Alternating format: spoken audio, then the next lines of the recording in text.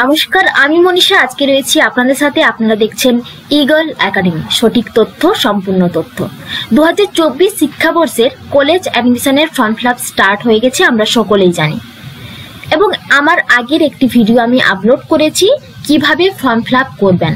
দেখুন, পশ্চিমবঙ্গ সরকার একটি portal launch করেছে, যে পোর্টাল থেকে সমস্ত কলেজের সমস্ত কোর্সগুলিকে সিলেক্ট করা যাবে। যেটা আগে কি হতো না, বিভিন্ন কলেজের জন্য বিভিন্ন কোর্সের জন্য আলাদা আলাদা করে ফর্ম ফিল আপ করতে হতো। কিন্তু 2024 শিক্ষাবর্ষে পশ্চিমবঙ্গ সরকার একটি পোর্টাল লঞ্চ করেছে, এবং যে পোর্টাল থেকে সমস্ত কলেজ সিলেক্ট করা যাবে। আপনি যে কলেজ চাইছেন সেই কলেজ সিলেক্ট করা যাবে, যে কোর্স চাইছেন সেই কোর্স সিলেক্ট করা যাবে একটি পোর্টাল থেকেই। যে পোর্টালটির নাম হচ্ছে সেন্ট্রালাইজ অ্যাডমিশন পোর্টাল। যে পোর্টালে অলরেডি কিন্তু ফর্ম ফিল আপ স্টার্ট হয়ে গেছে, এবং সেই ফর্ম ফিল আপ করার সময় অনেক সমস্যার সম্মুখীন হতে হচ্ছে সবাইকে। এই ভিডিওর মাধ্যমে আজকে আমরা সেই সমস্ত সমস্যার সমাধানগুলো জানবো। তাই ভিডিওটি একদম মনোযোগ সহকারে প্রথম থেকে শেষ পর্যন্ত দেখতে থাকুন। দেখুন, আমরা একদম প্রথমেই আমি ওপেন করে নিয়েছি সেন্ট্রালাইজ অ্যাডমিশন পোর্টাল wbcap.in যে সাইট রয়েছে, সেই সাইট আমি ওপেন করে নিয়েছি। তো প্রথম যে কাজ, আমরা স্টেপ বাই স্টেপ যাব, এবং সেই স্টেপ বাই স্টেপ গিয়ে যে যে সমস্যাগুলো দেখা দিচ্ছে সেই সমস্যার সমাধানগুলো খুব ইজিলি আমি দেখাবো আপনাদেরকে। ফার্স্ট স্টেপ হচ্ছে রেজিস্টার করতে হয়। রেজিস্টারে এখানে প্রথম থাকে একটি মোবাইল নাম্বার দিতে হয় এবং একটি মেল আইডি দিতে হয়, এবং যেটা কিন্তু অন্য একবারে ইউজ করা যাবে, সেকেন্ড টাইম ইউজ করা যাবে না। তো এখানে একটি মোবাইল নাম্বার এবং একটি মেল আইডি ইউজ করতে হবে, দিতে হবে। দেন এখানে কন্টিনিউ টু নেক্সট স্টেপে যেতে হয়। ঠিক আছে, এটা হচ্ছে ফার্স্ট স্টেপ। এটা ফার্স্ট স্টেপ হয়ে যাওয়ার পর তারপরে কি হয় না, একটি মোবাইলে যে মোবাইল নাম্বারটি দেওয়া হয়েছে সেই মোবাইলে এবং যে মেল আইডি দেওয়া হয়েছে সেই মেল আইডিতে ওটিপি যাবে। কিন্তু সমস্যার ব্যাপার হচ্ছে এখানে যে অনেকেরই ওটিপি যাচ্ছে হয় মেলে না হয় মেসেজে, দুটোতে একসাথে যাচ্ছে না। আবার অনেকে চলে যাচ্ছে, মেলেও যাচ্ছে এবং মেসেজেও যাচ্ছে। তখন কি করবেন? আপনার দেখুন, মেলে যাক বা মেসেজে যাক, দুটো মেসেজেই কিন্তু একই, সেম, দুটো সংখ্যা কিন্তু একই। যদি কারোর দুটো না গিয়ে দু জায়গায় না গিয়ে যদি একটা জায়গায় যায়, শুধু মেসেজে গেছে বা শুধু মেলে গেছে, একটা দু জায়গায় কিন্তু আপনি দিতে পারবেন, কোনো সমস্যা নেই। এরপর আমি স্টুডেন্ট লগ ইন করে নিচ্ছি। দেখুন, এই পোর্টালে রেজিস্ট্রেশন হয়ে যাওয়ার পর টোটাল স্টেপ থাকে 7টি। একটা হচ্ছে পার্সোনাল ইনফরমেশন, একটা হচ্ছে অ্যাড্রেস, একটা হচ্ছে এডিশনাল ইনফরমেশন, একটা হচ্ছে রেজাল্টস, একটা হচ্ছে ডকুমেন্টস, একটা হচ্ছে প্রিভিউ, একটা হচ্ছে এডিট। প্রথম যেটা থাকে পার্সোনাল ইনফরমেশন, এটা কারো সমস্যা নেই, এখানে ফটো সাইন আপলোড করে দেবেন, দেন পার্সোনাল ইনফরমেশন দেবেন। দেখুন, এরপরে স্টেপ থাকে অ্যাড্রেস। অ্যাড্রেসটা প্রেজেন্ট অ্যাড্রেস, আবার কমিউনিকেশন অ্যাড্রেস থাকে, এটা প্রবলেম কারোর হয় না। এরপরে থাকে কি এডিশনাল ইনফরমেশন। এরপরে প্রবলেমের জায়গা হচ্ছে এই রেজাল্টস। রেজাল্টসে যেটা করতে হয় না, 10+2 অর্থাৎ এইচএসসি রেজাল্ট সাবমিট করতে হয় এবং মাধ্যমিকের রেজাল্ট সাবমিট করতে হয়। অনেকেই প্রবলেমে পড়ছেন, যখনই আপনারা মাধ্যমিকের রেজাল্ট সাবমিট করতে যাচ্ছেন তখন কিন্তু কিছু প্রবলেম দেখা দিচ্ছে। দেখুন, এইচএস এর যে মার্কশিট ডিটেলস যেটা থাকে, সেটা মার্কশিট দেখে আপনারা এখানে করবেন। প্রথমে এখানে মার্কশিট ডিটেলসে প্রথমে আমি এইচএসটা দেখাচ্ছি। এখানে প্রথমে কি দিতে হবে না, সাবজেক্ট ডিটেলসটা দিতে হবে। পরপর আপনি মার্কশিট দেখে সাবজেক্টটা আপনার এখানে দেবেন, পরপর সিলেক্ট করবেন 8 সাবজেক্টে গিয়ে। এরপর ল্যাঙ্গুয়েজ টাইপটা দেবেন, যেহেতু আমরা জানি ইংলিশ এবং বেঙ্গলি আমাদের ফার্স্ট ল্যাঙ্গুয়েজ এবং ইংলিশ হচ্ছে আমাদের সেকেন্ড ল্যাঙ্গুয়েজ, সেটা সিলেক্ট করতে হয়। এরপর রয়েছে যে অপশনাল সাবজেক্ট কিনা, এখানে বলা আছে যদি অপশনাল সাবজেক্ট থাকে তাহলে এখানে টিক চিহ্ন দিতে হবে। এরপর বলা আছে এটা থিওরি এবং প্র্যাকটিক্যাল দুটোই কম্বাইন কিনা, সেটা এখানে তারপর টিক চিহ্ন দিতে হবে। এবং তারপরে এখানে যেটা বলা আছে theory full marks, pass marks এবং মার্কস অফ 10। আপনি আপনার বেঙ্গলিতে আপনার মার্কশিট দেখে এখানে দেখবেন ফুল মার্কস কত আছে বেঙ্গলিতে, সেটা এখানে দেবেন। পাস মার্কস এখানে অটোমেটিক চলে আসবে যখনই আপনি ফুল মার্কস ইনপুট করবেন। দেন মার্কস অফ 10টা দেবেন আপনার থিওরিতে, শুধুমাত্র থিওরিতে ফুল মার্কসের মধ্যে আপনি কত পেয়েছেন সেটা দেবেন। আমরা সাধারণত এখানে এইচএসে 80-র মধ্যে ফুল মার্কস থাকে থিওরি, এবং অটোমেটিক সেটা পাস মার্কস চলে আসবে এবং মার্কস অফ 10টা এখানে তারপর সাবমিট করবেন। এরপরে প্রজেক্টের যেটা মার্কস, ওকে, সেখানে প্রজেক্টের ফুল মার্কস আমরা যদি এখানে 80 পাই, থিওরিতে ফুল মার্কস 80 থাকে, তাহলে প্র্যাকটিক্যালে ফুল মার্কস থাকবে 20। ওকে, দেন পাস মার্কস অটোমেটিক চলে আসবে এবং প্র্যাকটিক্যালে আপনি অপটেন মার্কস কত পেয়েছেন এখানে দেবেন। সাবমিট করার সঙ্গে সঙ্গে টোটাল মার্কস অপটেনটা এখানে অটোমেটিক চলে আসবে এবং পার্সেন্টেজ মার্কসটা এখানে অটোমেটিক চলে আসবে। ওকে, অনেকের কি সমস্যা এই জায়গায়, অনেকের কি সমস্যা হচ্ছে না, এখানে যে গ্রিন কালার দেখুন, এখানে যেটা এসছে বক্সগুলোতে গ্রিন কালার, অনেকের কিন্তু রেড কালার চলে আসছে। রেড কালার আসার কারণ হচ্ছে যাদের যাদের নাম্বারগুলো 40 নিচে আসছে, 40 ডাউনে আসছে নাম্বারগুলো, তখনই ওদের কিন্তু রেড কালার বক্স চলে আসছে, ওদের কিন্তু আর গ্রিন কালার আসছে না। তখন কি করবেন না, তখন আপনারা রেড কালার আসলেও কিন্তু এখানে কোনোভাবেই কিন্তু নাম্বার আপনি বাড়াবেন না, তাহলে কিন্তু হয়তো আপনার ফর্ম ফিল আপ বাতিল হয়ে যাবে। কারণ এই মুহূর্তে পশ্চিমবঙ্গ সরকার একটি পোর্টালেই লঞ্চ করেছে, সেন্ট্রালাইজ অ্যাডমিশন পোর্টাল। সুতরাং এই পোর্টালে যা যা ইনফরমেশন দেবেন সব কিছু কিন্তু সঠিকভাবে দেবেন। অনেকেই কি বলছেন না, এখানে নাম্বারগুলো বেশি বসিয়ে দেবেন, তারপর আবার পরে এডিট করে দেবেন, না কোনোভাবেই করবেন না। আপনার রেট আসুক, তবুও আপনার এখানে ফুল মার্কস যেগুলো আছে তার মার্কস অপটেন যা যা আছে আপনি সেটাই ইনপুট করবেন। প্র্যাকটিক্যালে যা ফুল মার্কস আছে এবং অপটেন মার্কস যা আছে তাই ইনপুট করবেন এখানে, তারপর যা টোটাল আসছে ভালো করে এটা এখানে আপনি শো করবেন। ঠিক আছে, শো করার পর যদি রেড কালার আপনার চলে আসে বক্সটি, তাহলে কোনো অসুবিধা নেই, আপনি তারপরেও কিন্তু আপনি সাবমিট করতে পারবেন, সাবমিট কিন্তু হয়ে যাবে। রেড কালার আসলেও কিন্তু এখন সাবমিট হয়ে যাচ্ছে, কোনো প্রবলেম হচ্ছে না। আর যদি আপনার সেই মুহূর্তে সাবমিট হচ্ছে না, তাহলে আপনি একটু ওয়েট করবেন, কিছুক্ষণ পরে আবার ট্রাই করবেন। ঠিক আছে, তো এই গেল আমরা দেখলাম যে এটা হচ্ছে এইচএস এর মার্কশিটের ডিটেলস। এরপর আমরা যাব ক্লাস 10 এর রেজাল্টের মার্কশিটের ডিটেলসে যাব।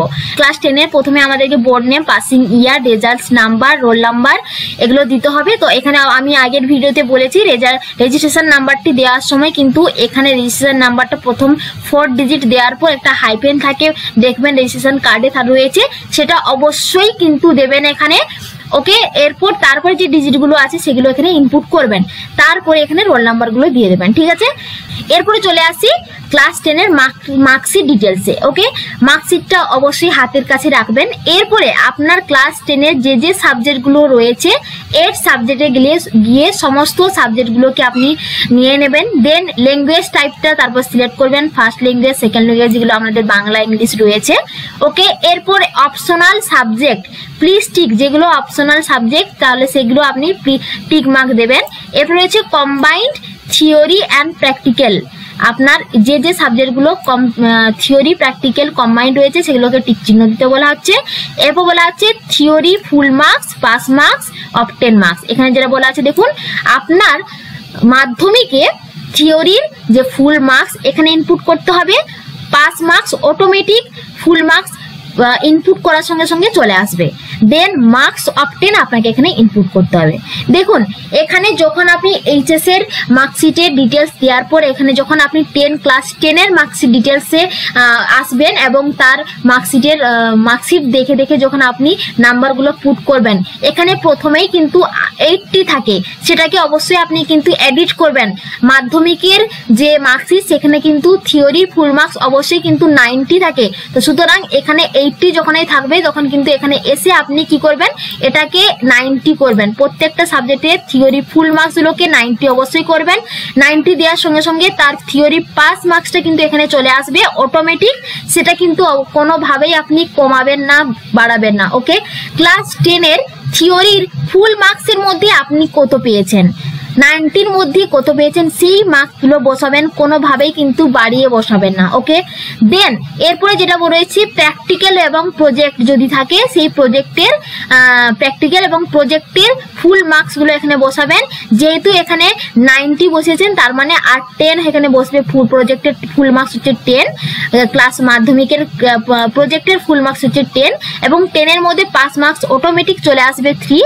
ঠিক আছে, এবং মার্কস অপটেন্ড ক্লাস 10 এ প্রজেক্টের মধ্যে সেটা কত পেয়েছেন অপটেন মার্কসটা এখানে বসাবেন। ওকে, তারপরে কিন্তু মার্কস অবটেনটা এখানে কিন্তু চলে আসবে অটোমেটিক, এবং তারপরে যেটা পার্সেন্টেজ আমাদের যেটা রয়েছে প্রত্যেকটা সাবজেক্ট ওয়াইজ সেটা কিন্তু এখানে চলে আসবে। দেখুন আমার প্রত্যেকটা সাবজেক্টের যে রয়েছে ঘর, সেই ঘরে কিন্তু গ্রিন কালার রয়েছে, ঠিক আছে।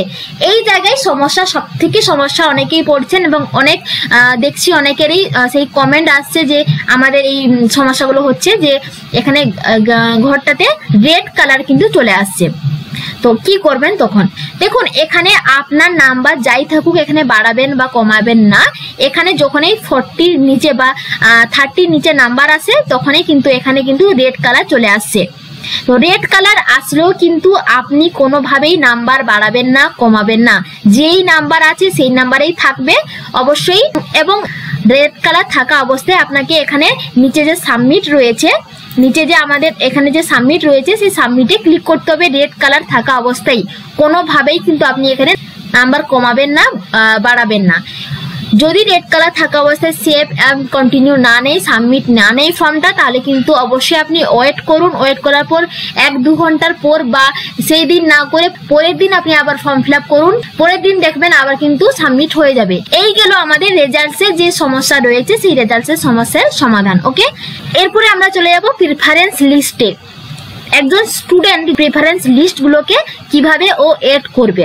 তো আমি আগেও বলেছি আমার আগের ভিডিওতে যে একটি স্টুডেন্ট প্রিফারেন্স করতে পারবে 25, মানে 25টি টোটাল করতে পারবে।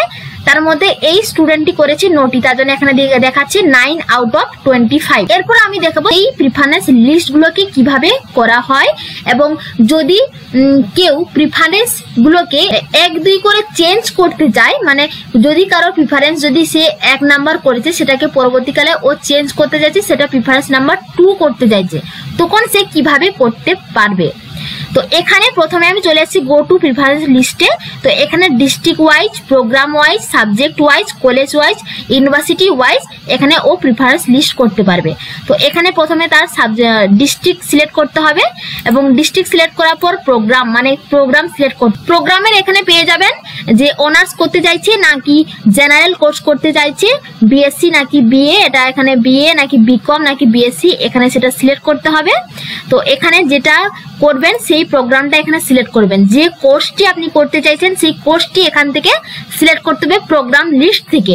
এরপরে কলেজ সিলেক্ট করবেন। আপনি সেই ডিস্ট্রিক্টের আন্ডারে যে কলেজ পেতে চাইছেন সেই কোর্সটির, সেই কলেজটা এখান থেকে সেটা সিলেক্ট করতে হবে। সিলেক্ট করে নেওয়ার পর তারপর এখানে সার্চ অপশনে ক্লিক করবেন।